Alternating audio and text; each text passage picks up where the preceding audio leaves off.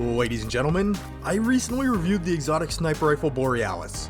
Then the machine gun capable of calling lightning down from the heavens, Thunderlord. If you roll both those weapons together, you might end up with a gun that looks kinda like Cloudstrike.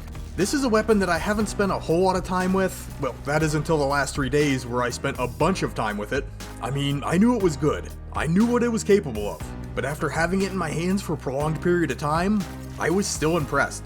Cloudstrike really does have a lot going for it, and some of the things I thought might hold the weapon back didn't end up being a bother. It's capable of some amazing things, and it does have big play potential built in, but it also has its own set of drawbacks as well. So in this video, we'll dive into Cloudstrike, check out how it functions, measure its damage output, and see how it performs in both the PvP and PvE sides of Destiny 2. So you can decide for yourself if this is a weapon that you'd be interested in using. But if at any point you find this video useful, helpful, or enjoyable, feel free to leave it a like.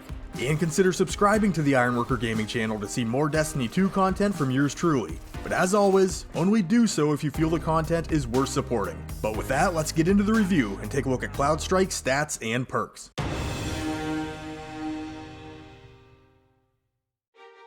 Cloudstrike is an exotic arc sniper rifle firing at 140 rounds per minute with 7 rounds in the magazine. This puts it most in line with our rapid fire sniper rifle archetype. For the stats, we're going to pull in some solid numbers from Destiny Tracker. And really, the only stat that's a shade on the lower side is that reload of 46. But that's honestly not terrible, especially since Cloudstrike does come with an alloy mag, which will speed up the process when our magazine is empty. Everything else though is very competitive given the weapon's fire rate.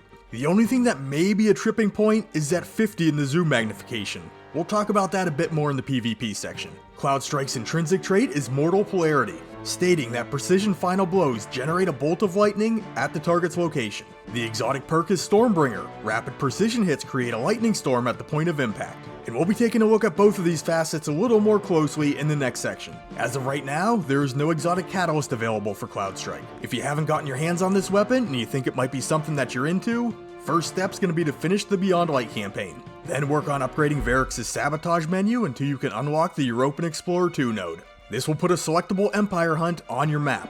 With each run completed, you will have a chance of seeing Cloudstrike drop. It may take 5 runs, it may take 30 runs. Your fate is in the fickle hands of RNG.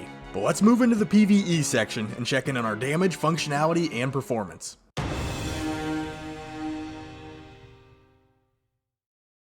Alright, as far as Cloudstrike's functionality goes, everything's pretty cut and dry. If you down an enemy with a critical hit, Mortal Polarity will proc.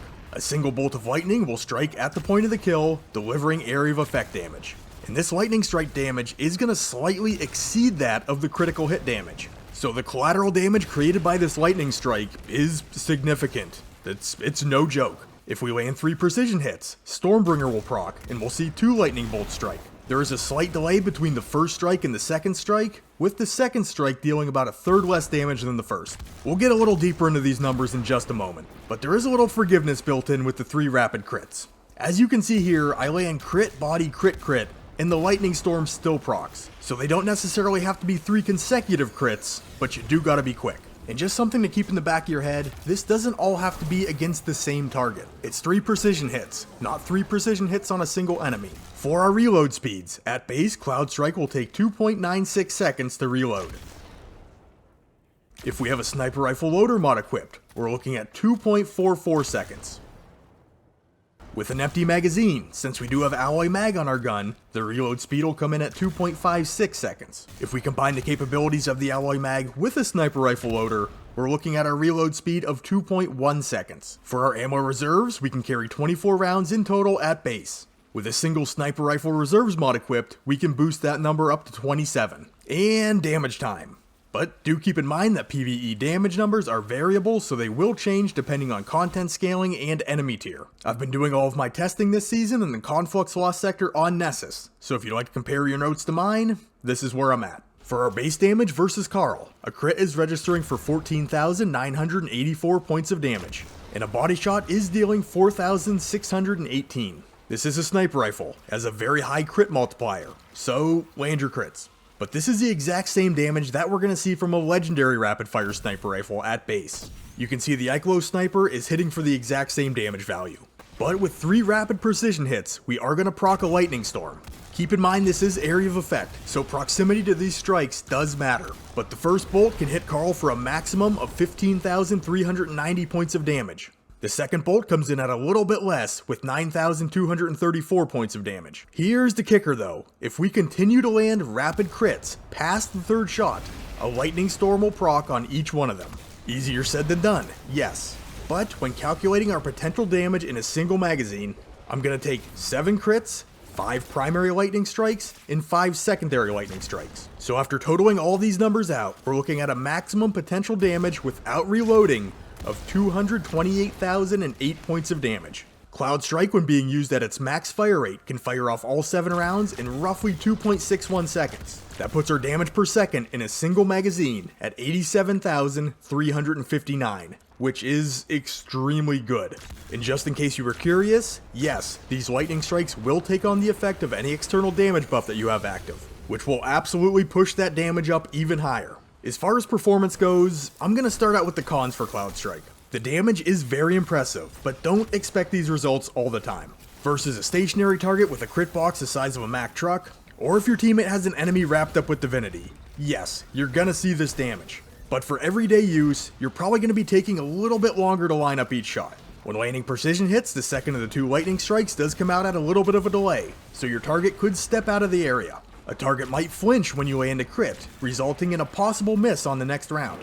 You could get flinched off your shot if you're taking damage from another target in the area. Or your primary target could get knocked off of their location, because those lightning strikes do tend to push targets around a little bit. So the damage can be great, but it's by no means guaranteed. Also, with Cloudstrike being a sniper, it's obviously not going to be a great pick for people with poor aim. It demands precision. Missing crits results in a huge loss of damage. And it doesn't have a catalyst, so we're not going to be generating any orbs of power on our multi-kills. Speaking of multi-kills though, that AoE damage from the lightning is pretty insane. Landing 1 crit within a tightly grouped pack of trash ads will basically wipe out the entire mob. It delivers serious collateral damage. And the single target damage output is exceptional. You might not hit those extremely high damage values in every situation, but just landing 3 rapid precision hits does do a number on most targets' health bars. Plus, during a boss phase, if you have ads spawning in near the boss, those lightning strikes do a very nice job of removing them from the field in short order. And all these things rolled together make Cloudstrike an effective gambit weapon. It delivers strong single target damage, it works well for crowd control. Being a sniper, it's a great invading or anti-invader tool. And on top of all that, like I covered recently in my Borealis video, there are a ton of sniper rifle performance mods available in the artifact here in Season 13. These provide a very nice discount from the base cost of each mod.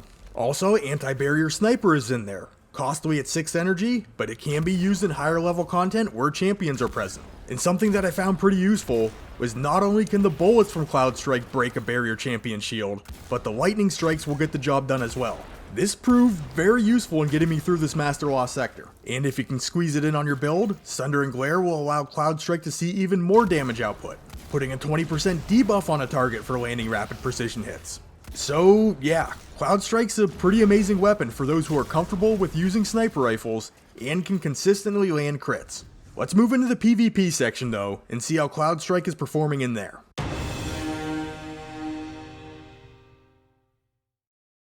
Starting out with our damage numbers, Cloudstrike will hit for 293 points of damage on a crit and 91 points of damage to the body. So our optimal time to kill is instantaneous by landing a single crit, but our body shot time to kill will come in at 0.87 seconds, needing 3 shots to land. If you do have an external damage buff active, like an Empowering Rift giving a 20% damage increase, 2 body shots will do the job. Versus a Guardian in their roaming super, expect to need to land 2 crits to down your target. And for the lightning strikes, it's going to deal a maximum of 300 points of damage to any enemy target near the point of impact. Damage will reduce as we move away from the point of impact, but we can still see lethal damage to an enemy player who is approximately 5 meters away. But for Cloudstrike's performance, I think it's quite good. Back in Beyond Light, many sniper rifles saw an aim assist nerf, but this only applied to lower zoom scope levels. Snipers with zooms of 50 or higher either stayed the same or got a small increase. Cloudstrike, with its heavier scope zoom of 50, feels a little more in line with how sniper rifles were performing pre-Beyond Light. And since it does have a pretty high aim assist stat of 68, it feels like it's actively working to help you land those crits in-game. Now, I'm not a great sniper by any means in the Crucible, but I definitely noticed that shots that were a little bit off target tended to gravitate towards the head. Cloudstrike also has good stability for a sniper rifle, and that paired with the fast 140 RPM fire rate can help out in getting back on target quicker if you miss a shot, or can provide an easier transition to a second target. It also has very good marks and handling, allowing for good weapon swap speed and aim down sight speed. So if quick draw and snapshot sights are must-haves for you on a PvP sniper, if you invest in targeting and dexterity mods on your armor, you can get close to the same effect. It's not going to get you quite to the levels of those perks, but close. The big selling point though is the collateral damage. I think it goes without saying how useful downing multiple enemy guardians can be just for landing a single crit. With the high damage and friendly area of effect radius of that lightning strike, multi-kill potential is extremely high. It's great for 6v6 game modes where you can find multiple guardians grouped up on a capture flag in control, or huddled up in a pinch point. And in Comper Trials, one crit can single-handedly end a round if the enemy team is running as a tightly grouped pack. Some drawbacks though. The range stat of 64 is very good when compared to rapid fire snipers, but on the lower end if you're looking at it compared to an aggressive frame sniper.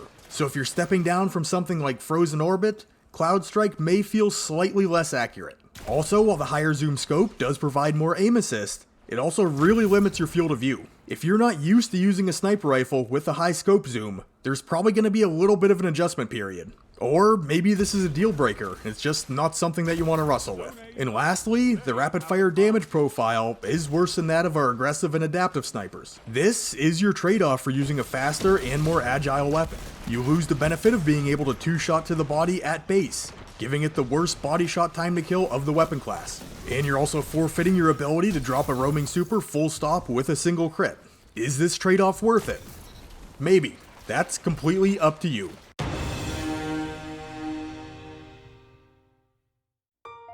For the verdict, I really think Cloudstrike is a top tier sniper on both sides of Destiny 2. Between the extremely high damage output and the crowd control capabilities that it has in PvE, there's really not much more you could ask for, as long as you're someone who can consistently land your crits. In PvP, this gun is overflowing with big play potential. It's a very responsive sniper that can outright win games when in the hands of a skilled player. But just like any other sniper rifle, if you don't like what you're seeing when you're aiming down sights, or you're just not hitting your headshots as consistently as you think you would be with a different sniper rifle, maybe the gun's not for you. Me personally though, I see myself spending a good bit of time with this weapon in the future. But if you did enjoy the video, please remember to leave it a like, and if you're digging the content and the manner in which I present it, consider subscribing to the Ironworker Gaming channel. And if you'd like to contact me, you can look for Ironworker814 on Twitter, join our channel Discord, link will be in the description, or comment down below and I will do my best to get back to you. And with all that being said, I'd like to thank you for taking the time out of your day to check out this weapon review. You guys are awesome, and I will catch you on the next one.